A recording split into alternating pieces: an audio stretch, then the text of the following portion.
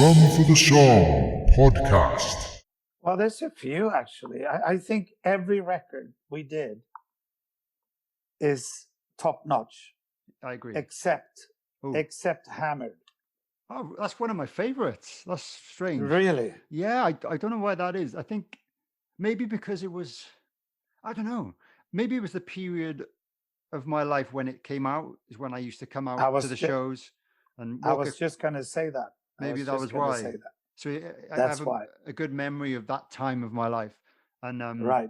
But I remember the songs, yeah, Walk a Crooked Mile. I loved that. And I guess it was a little bit progressive in a small way. There's a few songs that are fantastic on that record. Yeah. But then there is, unfortunately, a few fillers as well. Right.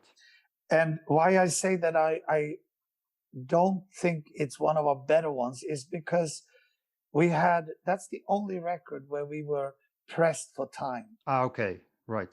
We should have had a few more weeks to work some more songs out. But I don't really remember why we were so pressed for time and we were not really ready. And then we had Tom Panancio producing it. Yeah. And he's a great producer, but I thought he kind of was a little bit too intimidated by Lemmy, you know. Okay. And you cannot be that. You had to stand up against Lemmy because Lemmy had a tendency sometimes to be quite lazy in the studio. Okay. If he wrote a melody for a song and we listened to it and I said, "Hey, Lem, you know, you can do better than that." "Ah, no, I know. This is fucking great. This is good."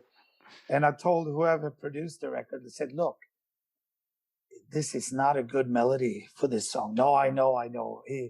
And once you convince Lemmy to go back home and write a different melody, if you could manage to do that 2 or 3 times, he came up with brilliant stuff. Right. But he had a tendency of singing the guitar riff a little too much. I see what you mean, rather than come up with something unique and new. Exactly. And Tom Panancio, he never really fought with Lemmy. I remember I was back in Sweden when Lemmy was singing and they sent me the songs he did. And I go, "Are you serious? I mean, he's singing the fucking guitar riff." "Yeah, I know. I'm going to tell him to change. I don't like it either." And then 1 month later, it was the same fucking melody. I said, "Why? You didn't tell them?" And he didn't. Okay. Oh, Lemmy said he liked it. So I kind of backed off. And said, "Why? You know, you have to be on his ass about these things." And that's why Cameron Webb worked so great with us. And Howard Benson in the beginning, because they were tough enough to stand up against Lemmy, you know.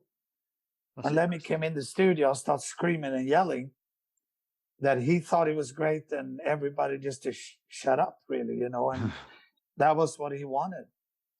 It was me and Phil. They had to fight with him, not fight, but we had to argue with him. Yeah, we needed help with a producer to stand up, and that's why I think that record kind of.